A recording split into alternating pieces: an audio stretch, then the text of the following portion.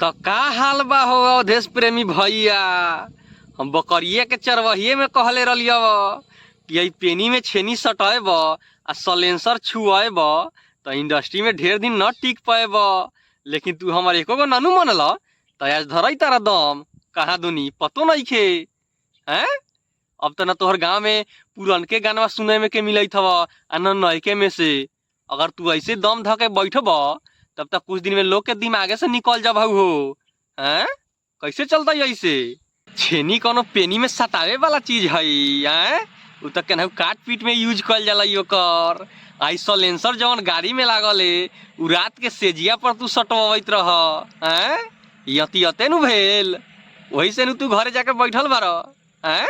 इतही देखा है trending star Khesari भैया आ पावर स्टार पवन भैया ये दोनों लुटत हव आ तू तो सुतत तार हैं। बकरी चरावे के बेरी तो हमार बात न मन लहू छोड़ जाए दहू कोनो बात न। लेकिन अभी मान आ तनी समाज में बाजे वाला गाना लेके आव कि लोग के चर्चा में तनी तू आ जाब का। ठीक कही तारी नु हम। अब तनी हमार मान हम जनई तनी तोहर दिमागवा जे हवा जे तनी खुरपाती टाइप के हवा। तू पेनी में छेनी सटाएब रात के सलेंसर छुएब तू बोको के कहाँ छोड़त रहल हो।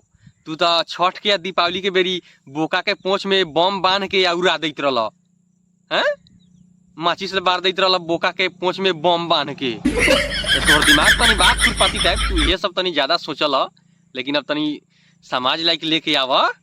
अभी तोहरा यादे हो तो तू एक बेर हमरा छेरुआ खोसी के आड़ में नागिन फटाका बांध के उड़ैले रहल याद हवा नु। तो हमरा तोरा घरे से बड़ी झगड़ा भेल रहे याद होतवा कि ना होतवा हमरा। लेकिन याद हवा हो अवधेश प्रेमी भैया। चलो अब इतने कह के छोड़ दी तरिया तोरा बारे में अब और बकवास न करब। लेकिन अब तनी समाज लाइक निमन गाना लेके आव हमरो सुने के मन करता तोरा के। बहुत दिन हो गए तोरा के सुनला का। हमरा तनी यही दर्शकों लोग से क्षमा चाहतनी कि ये बकवास के बकवासे समझी लोगन रियलिटी मत समझी।